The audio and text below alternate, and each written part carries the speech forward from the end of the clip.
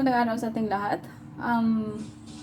Magluto tayo ng madaliang agahan at tanghalian ko na rin.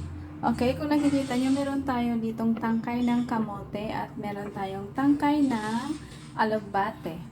So, ito na yung kamote, kamote guys, dahon ng kamote, talbos ng kamote at ang ating alugbate, talbos ng alugbate.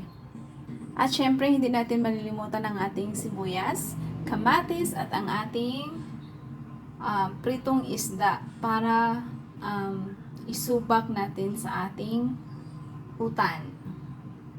Simple lang siya guys, healthy, basta madali lang siyang lutuin. Okay guys, mag-umpisa na tayo.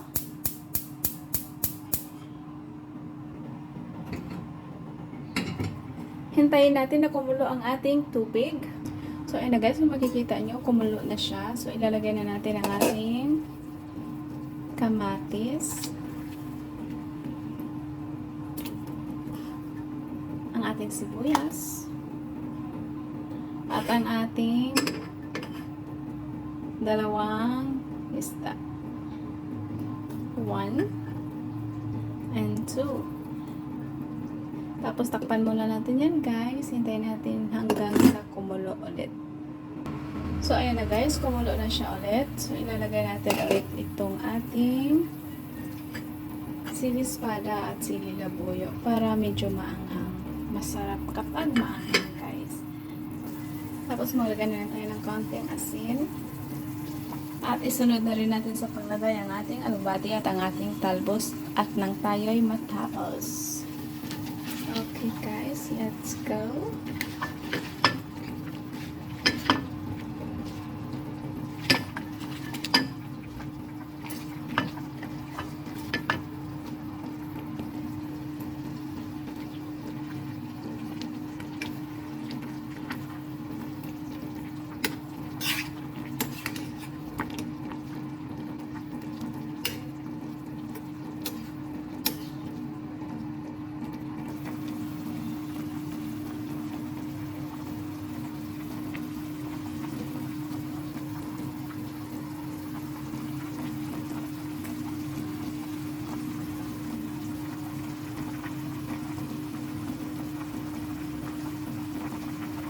Okay guys, maraming thank you at tapos na ang aking niluluto at ako ay kakain na.